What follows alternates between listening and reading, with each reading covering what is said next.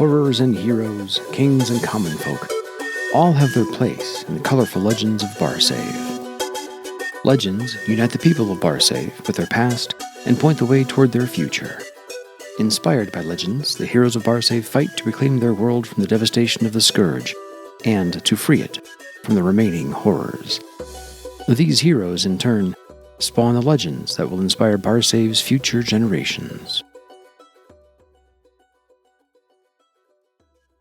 The Passions Dance. 14 generations passed before the Gita devoured the world and forced us under the earth. My foremother saw strangers come to the Servos jungle. The strangers were beloved of Jaspri, whom we call the god of the tree. They came to build a home among the wild things, whom they called sisters and brothers, and the god blessed them, helping them to raise a great temple. This temple grew like a great tree from the heart of the jungle, and all the living things of the land, water and sky, found a haven there. Pleased with his servants, the god of the tree gave them the power to raise green life from barren earth, as well as many other gifts. Soon the people came from the lands all around the Servos, seeking the blessings of Jaspri's beloved and bringing gifts to them. As word of the great temple spread farther away from our jungle, those whose hearts were tainted began to whisper about the wondrous gifts it contained. What were these gifts? Gold and silver, rich jewels, precious things made by name-givers' hands? And as these evil voices whispered and wondered, tales of great riches hidden at the temple were told again and again and again. In time, such tales reached the ears of Barlock the Cruel, headman of a fierce tribe of orcs that we call the Iron Tusks. The more Barlock heard of Jaspri's temple, the more he desired the wealth he believed it held. The passion, Chorolas, entered Barlock's heart and soul, inflaming his desire until Barlock led his people into the jungle to claim Jaspri's treasures for his own. Barlock and his people fell upon the temple like a storm, destroying everything they touched as a hurricane uproots and shatters even the mightiest trees.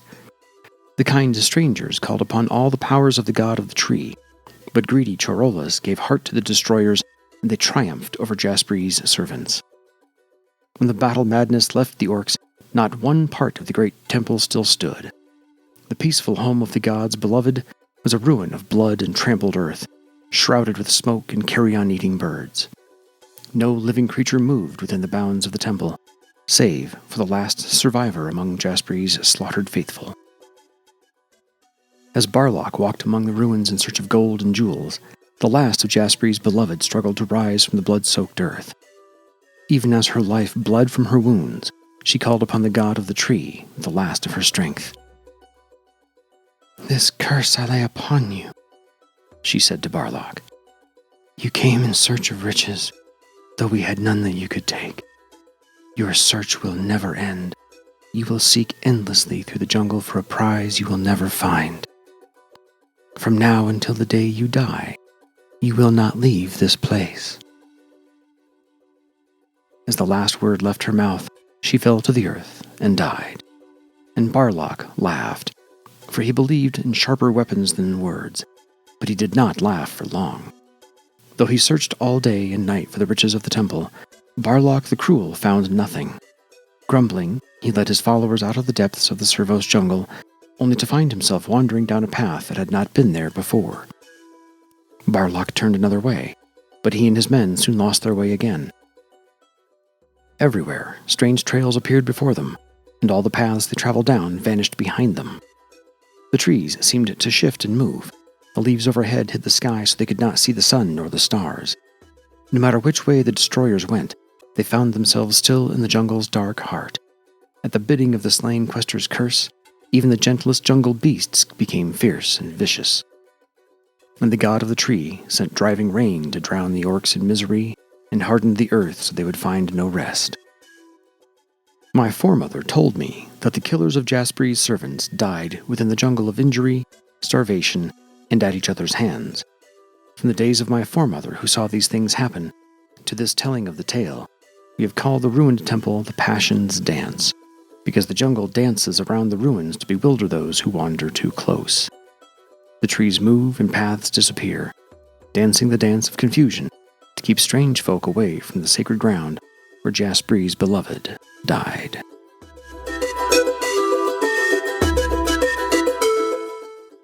The Bloody Coin. Centuries ago, as the long night drew close to Barsave, the trolls of the village of Chakrak made ready to enter their care. They built it well and filled it with every needful thing, and only one worry troubled them: what to do with the silver pieces that belonged to every family. After many nights of talking around the gathering fire, the people and the elders agreed to put all the silver together and keep it in one place, to safeguard it for each family's descendants when the long night finally ended. When the people of Chakrak emerged from their care hundreds of years later, they could all talk of nothing except the claiming of each family's silver. Some wanted the silver given out immediately. Others wanted to rebuild the village and their lives before taking back their coin. After much, often quarrelsome discussion, the elders declared that they would give out the silver after a week of celebration, giving thanks to the Passions for deliverance from the scourge. Baikad, a young troll impatient for a life of adventure, disagreed. He wanted his family's silver immediately. He had waited all his life to hold a fortune in his hands and did not want that glorious moment delayed for any reason. As all the other villagers made ready for the Passion Feast, Baikad went to the chief elder and spoke his mind. The chief elder sharply refused Baikad's demand, and the young troll stormed off in a seething rage. To the village's misfortune, a horror lurked nearby, watching and waiting for the right moment to attack the people. Seeing Baikad walk off in anger, the horror disguised itself as one of Baikad's fellow villagers, another young troll named Terran, and followed him. The horror fed Baikad's anger, claiming that he had overheard some of the elders saying they would not give out the silver at the end of the feast. Instead, they would keep it all in its safe place, supposedly for the good of the village. The elders were stalling, it said, looking for a way to keep all the silver for themselves. But why should they have it all? Why shouldn't Baikad have it? He deserved it. Wasn't he the only troll in the whole village with any sense? All night, the disguised horror whispered these lies in Baikad's ears until the horror's evil influence and his own anger drove Baikad insane. As the first rays of dawn turned the black sky gray, Baikad proposed to the horror that they steal the silver and split it between them. When the horror eagerly agreed, Baikad crept back to the village and silently killed every one of his people as they slept. Covered in gore, Baikad moved through the care as if in a trance. He could think only of the silver and the wondrous new life of adventure that he and Terran would share. Terran was waiting for him outside the chamber where the silver was kept, and the two of them smiled at each other as if they had done a hero's deed. Then Baikad said the words to open the chamber's magical seals. With a rush of air and a puff of dust, the door opened just enough to let the two of them walk inside. Silver coins lay everywhere, covered with dust. The trolls had also put other treasures in the chamber for safekeeping, including a beautiful silver mirror. Baikad saw himself in it and came out of his trance. His face was spattered with blood, and his eyes gleamed with the light of madness. At the sight of what sat on a heap of silver behind him, Baikad's eyes nearly sprang from his head. With a hungry grin, Terran's skin peeled back to reveal the horror beneath. As Baikad reeled with the knowledge of the evil he had done, the horror watched him and laughed. The horror's laughter roused the one troll left alive, a strong young warrior named Eyebright. Despite the pain of a terrible gut wound, Eyebright struggled to the doorway of the treasure room and saw the horror within. Eyebright summoned all his strength and began to push the door shut. The effort turned the world black around him and made the blood flow faster from his wound, but he did not falter. Baikad screamed and turned to stop him, but too late. Eyebright slammed the door shut and gasped out the words to seal the treasure room with Baikad, the horror, and all the silver inside, save a single coin that had rolled out onto the floor of the care. As Eyebright listened to Baikad's despairing screams, he clutched the coin in one bloody hand. In the depths of his anguish for his slaughtered kin, Eyebright named the piece of silver the Bloody Coin. From that day to this, the coin oozes small drops of blood whenever it is touched by those who have had dealings with horrors.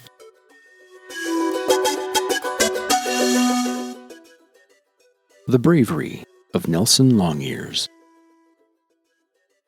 Every orc child can recite the band of Herok's Lancers. First came Heroc's Pride, led by Heroc Shatterbone I. Next came Susano's Scorchers, led by Heroc's sister Susano. Third came Candor's Heroes, led by Heroc's brother Candor. And last came Nelsen's Falcons, led by Nelsen Longears. Nelsen Longears was a foundling, sent to Heroc's mother by the Passion Garlen, who takes pity on the weak. And weak poor Nelsen surely was. When Heroc's mother found him on the shores of Lake Ban, he was naked and bawling, frightened of everything that moved. He was thin and pale, with no flesh on his little bones to speak of, not even the stubs of tusks that might grow into something respectable. He had a long, narrow, ugly face, and long, narrow, ugly ears. Still, Heroc's mother had a kind heart, and she took the shivering baby home to raise as her own child. Nelsen's foster mother fed him well, but he never grew as big and strong as any of her other children. He grew taller and put a little meat on his bones, but remained far too thin for a proper orc. And he stayed just as ugly as he had ever been, and as fearful of everything around him. He had one more thing, however, than his foster brothers and sister: intelligence. All of them were bright enough, but Nelsen was the cleverest of all. Heroc's mother loved her strange, small, weak, awkward, clever foundling. In fact, Nelsen soon became his mother's favorite. When Heroc Shatterbone, the first of that name, came of age, the Therans, excuse me while I spit, had just returned to Barsave, and the dwarves of Thrall were calling for all name-givers to fight with them against the Theran dogs. Heroc wanted to fight the Therans, but he knew that the best he could offer was his own sword. And one sword, however bravely wielded, was not much to set against the evil people who had enslaved the orcs and all Barsave. Heroc wanted to do more, but could not think what. So Heroc went to Nelsen and asked his advice. Now, Nelsen was clever, but he was not brave. He hated the Therans as much as anybody, but he did not want to fight them. He wanted the Therans to go away, so that he could spend all his days quietly at home with his foster mother. Nelsen thought and thought about how to help Heroc, and at last an idea came to him that would not only help his foster brother, but would let Nelsen stay home as his mother's only comfort. Nelsen Longears suggested that Heroc create a cavalry and name it Heroc's Lancers, with one division each for Heroc, their brother Candor, and their sister Susano. Well, Heroc liked Nelsen's idea so much that when he talked to the tribe into it, he suggested that they add a fourth division for Nelsen. After all, Nelsen had come up with the idea. If not for him, there would be no orc cavalry called Heroc's Lancers. It seemed only fair to include Nelsen and to give him a chance to win honor and glory in battle. To do anything less would have insulted Heroc's foster brother, and that Heroc refused to do.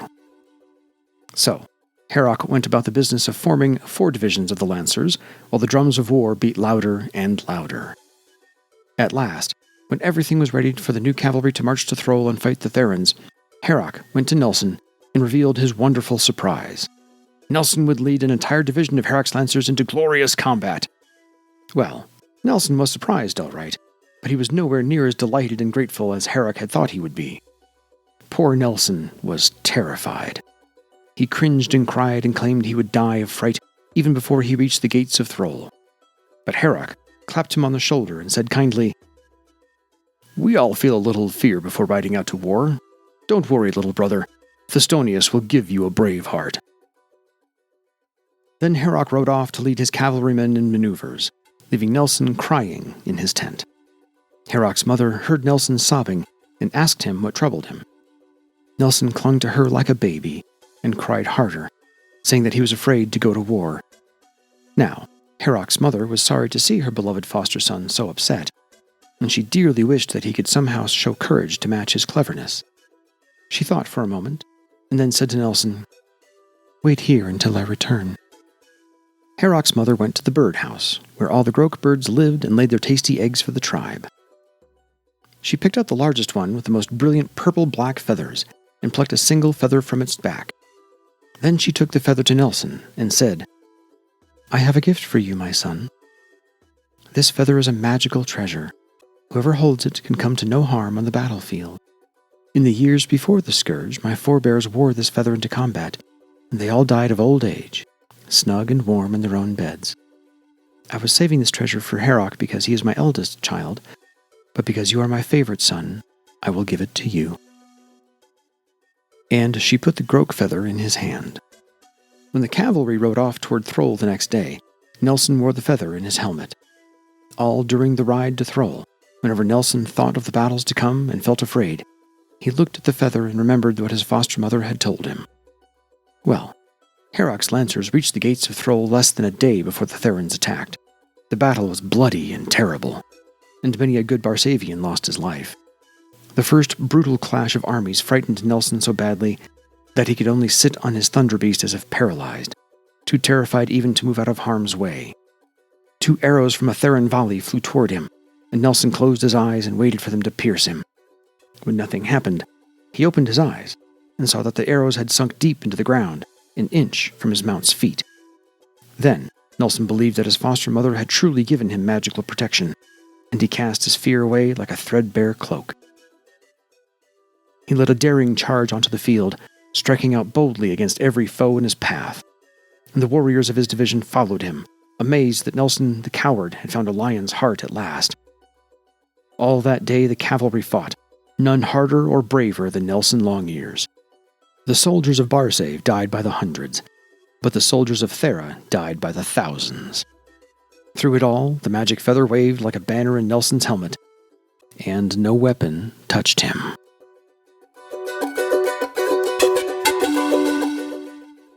How Thystonius gave us his spear.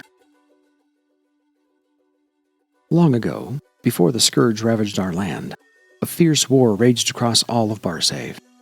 Inspired by greed and treachery, it engulfed every city, town, and village, including the hamlet of Torbont in the foothills of the Dalaris Mountains. Now, the orcs of Torbont were farmers and miners. They worked hard and lived well, but could not boast of riches or power. They had only the fruits of their labor, sturdy houses, plentiful food, strong and healthy children, and the everyday joys of life. Of such things was their wealth made, and so they remained untouched by the Orichalcum Wars. Then one day a band of human soldiers, 80 or better, and hardened by constant strife, came to the village of Torbont and demanded food, supplies, and money. Even worse, they demanded Torbont's children to be their slaves, and Torbont's young women for their entertainment. They swore that unless their demands were met by morning, they would level the village, taking what they wanted and killing every living thing that remained. To make their children slaves and their women chattel was an evil they could not face. Yet they could not fight off the well-armed and armored marauders with farming tools and hunting bows. All night they debated, and after several hours they decided to surrender to the intruders' demands in the hope that those things would be enough. No sooner had the elders declared this than one voice rose against them, the voice of Kurba, an aging warrior and quester of Thystonius. Kurba stood before the council, dressed in full armor with an axe in one hand and a sword in the other. "Have none of you an orc's true heart, that you talk of giving in?" she said to the elders. "Give me a chance to resist our enemies. If I fall, I will punish their greed before I die. I will make them pay in blood, or at least sell our lives for a price dearer than meat and coin. I beg you, let me fight them." And the elders, hearing her brave words, felt fear drop away from them for an instant, and in that moment they agreed to let Kurba do what she could. At dawn, the entire village went with Kurba to the marauders' camp. She bellowed her challenge and rushed at them. 4 men died before they could draw weapons, but all too soon the humans surrounded Kurba. One of them struck a blow that shattered the haft of her axe, and the others drew closer, scenting victory. Kurba raised her sword, prepared to welcome death if only she could slay her enemies. As Kurba struck a mighty blow, a second orc leaped into the fray. He stood 10 feet tall, dressed in gleaming red armor, and he carried a mighty spear with a tip of the strongest iron. His unexpected charge threw confusion and fear into the marauders, allowing Kurba to slip free from their deadly ring of blades. Back to back, the 2 orcs fought until their weapons were caked with blood, until their backs and shoulders burned with exhaustion, until their legs could scarcely hold them upright. As the sun crawled from east to west, they fought, ceasing only when no foe remained alive. That night, the people of Torbont held a feast to honor Kurba and the mysterious warrior. The 2 of them sat in the place of honor, and the people gave them the choicest morsels of food and sang songs of their courage. As the last of the singing died away, Corba turned to the giant sitting beside her. "I owe you my life," she said. "Tell me your name, that I may honor you with a toast." "You have already honored me, my daughter," he answered, his booming voice echoing through the hall. All fell silent at the sound, and Corba's heart told her that she looked upon the passion Thystonius. "I could not let such a faithful servant die at the hands of unworthy foes," Thystonius said. "Today you have shown the world true courage. Your willingness to spend every drop of your blood rather than see a single orc enslaved has greatly honored me." Then Thystonius lifted his iron-tipped spear and gave it to Corba. "This is for you, for your children and your people. May it always serve those who struggle, even in the face of almost certain defeat." So saying, the passion vanished. Corba died from her wounds 3 days later, but the spear of Thystonius has never left orc hands.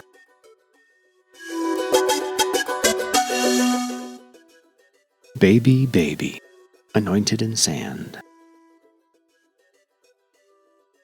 On a beautiful day in late summer, not long after the great emergence from the cares, a Tiskrang Chida and 2 hatchlings went down to a rocky beach at the edge of the Serpent River to play in the sand. The sun shone warm and the strong wind from the south whistled along the river, bouncing off the water onto the beach and sending leaves and bits of dried river plants tumbling along the shore. The youngest child and her Chida, sheltered from the wind amid a group of boulders on the beach, were building a sand castle together. They dug down to where the sand felt wet, and they scooped up great handfuls, piled them on the dry sand, and patted the wet earth flat to make the castle's base. Around the edge of the square of wet sand, the hatchling carefully arranged shells and rocks, making a pattern pleasing to its eye. All this while, the older child wandered the beach at will. Now the hatchling called the Chida from out of sight. The Chida told the youngest one, "Stay here and build our sand castle. I will be right back." Then she went in search of the older child. The youngest child watched as the Chida disappeared around one of the gigantic rocks. For a moment, all was silent. Then the child heard a scream, and its heart caught in its throat. The Chida came back into sight, stumbling backward away from something, carrying the older child. Chida and child fell, then struggled up and staggered toward the river's edge, crying, begging, trying to reach the water. In their wake followed a horror, its aspect so fearful that terror drove all the breath from the little Tiskrang's body. The wind blew harder, throwing sand into the little Tiskrang's face. The child put an arm over its eyes until the wind died down. When the hatchling opened its eyes again, it saw that the Chida had fallen to her knees and was holding the older child behind her. The Chida tried to push the child toward the river, but the older hatchling was too frightened to leave the Chida's side. The little Tiskrang watched the horror tear apart and devour them both. It took them a long time to die. Even as the little hatchling watched in shock, its hands moved of their own accord. Using a shovel and bucket, the hatchling continued to build the sand castle. And as the hatchling built the castle, it seemed to take on a purpose, a name. The little Tiskrang made the walls straight and solid, stitched a pattern of tiny shells across the ramparts, traced green lines in the brown sand with pieces of water plants. The main tower grew and grew as the child built it, higher and higher, until the castle stood nearly as tall as the hatchling did. The horror turned its evil gaze on the youngest child just as the hatchling finished the main tower. The horror loomed over the Tiskrang, delighting in the child's sweetness and innocence, soon to be defiled. Then the child looked up at the horror, anger written across the baby face. The child said one word, "No." In that word was all the powerful magic of a child's innocent rage. The horror screamed, and its skin collapsed like an empty husk as the magic of the sand castle entrapped it. To this day, the sand castle stands, untouched by the rages of the most violent storms. No one dares go near it, but to this day we honor its builder by sprinkling every child with sand at birth to invoke the power with which that little hatchling banished a horror. Some days and nights, when the wind blows across Sand Castle Beach as it did on that fateful day, you can hear the wailing of a small child. Or is it the cry of a captured horror? Valvidius, King of Thieves. You've never heard that expression before? To pull a Valvidius? You've not spent much time in Kratos, have you? A Valvidius is a glorious swindle, but also one that could leave you dead because you made the wrong folk angry. I'll tell you the tale, and then you'll understand. Buy me a cup of ale first, friend. Storytelling's thirsty work. It all happened centuries before the Scourge, of course. Valvidius was a dwarf thief, and even his bitterest rivals called him the greatest thief of all time. For it was Valvidius who stole the 3 rings of Harpfast from under the noses of 1,000 guardsmen, and it was Valvidius who stole the Egg of Lost Desire from the private treasure vaults of Barsav's first Theron over-governor. Yes, Valvidius was truly a great thief, and he knew it. But by the time he reached middle age, he'd pulled off so many wondrous exploits with so little difficulty that he was beginning to get bored. Even the thought of robbing the Theron treasury at Parlainth left him cold. It wasn't worth his talents. Lucky for the Theron rats in Parlainth, that's all I can say. Valvidius racked his brain for some piece of thieving that would give him a real challenge, and finally, he came up with a truly fantastic swindle. On one dark night, hidden from all eyes in his private study, Valvidius scribbled a piece of verse on a parchment scroll. When the ink was dry, he dipped the parchment in tea to make it look weathered, then frayed the edges and folded it to make cracks in the middle. When he was finished with the scroll, he took a common metal crown, the kind metalsmiths usually begin with to make duplicates of precious treasures, and painted it all over with some gold leaf he'd stolen from the famous Banchus jewel house. Then he hid the crown and the scroll in his traveling bag beneath a couple of dirty jerkins and went to bed. The next day, he went off to the capital city of Landis, letting it be known that he expected rich pickings. About a month later, he came back to Kratos in a state of high excitement, knowing the word would spread through the Thieves' city faster than fire in a dry hayfield. Valvidius went to the Heart's Ease Tavern and announced that he'd found an ancient scroll that spoke of a sure way to win the Passion Vestriel's favor. In those days, of course, Vestriel was sane, and most thieves had a soft spot for the trickster passion. Valvidius read the scroll out loud to all assembled. It said that to earn Vestriel's undying love, all the greatest thieves in Barsave must meet and crown a king of thieves. In the next year, everyone who wanted to be king must perform their most audacious thefts and then gather in the old fortress of Flork, near Kratos, to show off their booty in a grand thieves' festival. The best theft would win the crown of the Thief King.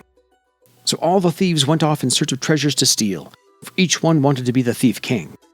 And while they were gone, Valvidius went to their guards, and servants, and retainers. He spoke soft words to them, and passed out gold and silver here, there, and everywhere. When the year was almost up, Valvidius took the crown he'd made and went to Flork, to wait for his fellow thieves. The Thieves' Festival was a rousing success. The thieves of Barsave showed off precious objects by the dozens. Magical javelins from Thera, rare orichalcum coins bearing the faces of kings dead for centuries, the diary of the great dragon Usun, and many other wonders that few name-givers had ever looked upon. Of course, each thief had brought bodyguards and retainers to protect what he'd brought. They all wanted to be the king, and not one of them was taking the slightest chance of having his treasures stolen from him. The thieves and their bodyguards talked and argued endlessly over which theft deserved the crowning glory, until Valvidius mounted the great stone dais in the middle of Flork's great hall. Into the sudden silence he said, "Now comes the time to crown the greatest thief of all. Look with favor upon me, O Vestriel." And he pulled a beautiful golden crown from behind his back and placed it on his own head. Other thieves, furious, called to their bodyguards to fight, but the bodyguards all fell to their knees and hailed Valvidius, King of Thieves. Then they took the precious things that the other thieves had stolen and placed them in a huge pile at Valvidius' feet. Valvidius had pulled off the greatest theft of all time. He had stolen the loyalty of the master thieves' henchmen, along with all the booty his rivals had stolen from others. For many years, Valvidius ruled Kratos from his stronghold in Flork, and those who served him prospered. Then one dark night, when Valvidius was in his treasure vault savoring the fruits of his long-ago victory, the stone walls grew bright with a strangely colored, shimmering light. A strong wind began to blow through the windowless treasury. Valvidius stood firm, clutching his crown to his chest and muttering, "Never, I will never leave my treasures." The wind blew harder, and the light grew blinding. A look of fear crossed Valvidius' face, and he cried out, "Vestriel! I meant it as a jest! I thought only to please you!" "Betrayal does not please me," said a voice that shook the earth. "You have stolen that which you had no right to steal, the sworn word of common men. There is only one punishment for such effrontery." With a sound like 1,000 thunderclaps, the light exploded. Then fell a terrible silence. The next day, Valvidius' vaults stood empty. No one could find a trace of the wonderful treasures, the coffers full of coin, or any trace of Valvidius himself, save for his crown, bent and half melted into a long oval shape. Funny thing, though, the tin crown Valvidius had gilded to fool people had turned to real, solid gold. They say the crown of thieves still exists, and that it's worth several fortunes. But no one knows where it is, of course. Me? I don't know what to believe. I've shared a flagon of ale with plenty of folk who've gone looking for it, but I've not seen any of them come back.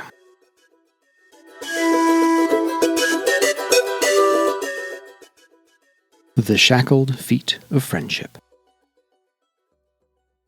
In the days before the Scourge, when the Therans ruled Barsave with an iron fist, our ancestor T'Chi traveled far down the Serpent River in search of new villages with which to trade. Despite the warnings of some elders of our foundation, who advised her against a journey so deep into unknown lands, her trading prospered, and soon she began the long voyage home again. But scarcely a day after setting sail, she fell into the hands of slavers. T'Chi fought bravely, but the slavers overwhelmed her. They took all her goods as plunder and branded her with the iron mark of ownership. When T'Chi regained her senses, she saw iron bands around her ankles and felt burning agony in one foot. Her captors had shackled her to a human woman. Through her own foot and the humans, the slavers had driven an iron pin, piercing the flesh behind their ankle bones so that they could scarcely walk. T'Chi spoke to the woman, but the woman would only say that her name was Mara. T'Chi and Mara spent many weeks shackled together, forced by the slavers to walk across Barsave. Because of the shackle, they could only move without agony by leaning on each other so that they would put no weight upon their shackled legs. As they made their long, slow march toward the city of Vivane, T'Chi and Mara shared their fear and pain and grew from strangers into the dearest of friends. In Vivane, their captors sold them to Theran slavers. The Therans chained the two women to a wall in a dark, dank dungeon beneath the stables of an inn, where slavers trading in town or nearby would often go for a meal or a few nights' lodging. The basement had been specially made to store the name-givers bought and sold. It had a heavy wooden door locked with a thick iron bolt and large metal rings set into the stone walls to which slaves were bound. It was cold, and it stank of manure and other rotting things. Even the hay in the stable above was rotten and fetid. The owners of the inn replaced it only when the stench grew so strong that paying customers began to notice it above the smell of horses. As the horses moved around, above Mara and T'Chi, bits of hay, mud, and manure fell on them through the cracks in the stable floor. Mara and T'Chi crouched together in misery. As they clung to each other for warmth, they whispered of what they would do if they saw a chance to escape. Though all true hope of such a chance had faded from their minds, it eased their pain a little to think of killing their evil masters and running free into the hills. One day, as T'Chi spun a tale of returning in triumph to the banks of the Serpent, a small knife used to clean horses' hooves fell through a crack in the ceiling and landed near the two slaves. Mara and T'Chi looked first at the knife, then at each other. As one, they reached for the tiny blade. For hours they worked, first trying to break the lock on their chains, then trying to pry the ring out of the wall, then trying to force the shackles off their legs. Finally, exhausted and desperate, Mara jabbed hard at one iron band. The knife slipped off the metal and tore into her ankle. Mara screamed, and the sound of her own voice drove her into a frenzy of anger and pain. Again and again she cut at her bleeding foot. T'Chi cried out for her to stop, but then saw in Mara's madness a clear way to escape, the only way left to them. As the knife cleaved through Mara's muscle and bone, T'Chi tore a strip of leather from her jerkin and tied it around her friend's ankle to staunch the bleeding. Then T'Chi took the knife, and Mara held her as T'Chi began to cut off her own foot. Leaning on each other, they escaped into the night. They walked for 2 days, holding each other up whenever either faltered. Scavenging for food and water, constantly watching for pursuers, they traveled north toward the mountains. Once, as they huddled in an ice-cold stream behind a few sheltering bushes, the slavers passed within feet of where they hid. As they struggled through the mountain passes, Mara caught a fever, and T'Chi, rather than leave her friend behind, tended Mara lovingly and saved her from death's embrace. And all the while the slavers hunted them, wild beasts beset them, and no safe haven from the scourge awaited them, for they were both too far from home. All they had was each other. It is said that they hid in the mountains for weeks before finding a care whose people welcomed them. Until their deaths, these two women remained the closest of friends, living together and helping one another with every daily task. No one else could understand the pain they had shared, or their love and need for each other. When the scourge ended hundreds of years later, one of our foundation discovered the severed feet of T'Chi and Mara, still bound by the shackles and strangely well preserved. As long as friendship and trust remain in the world, the feet will not decay.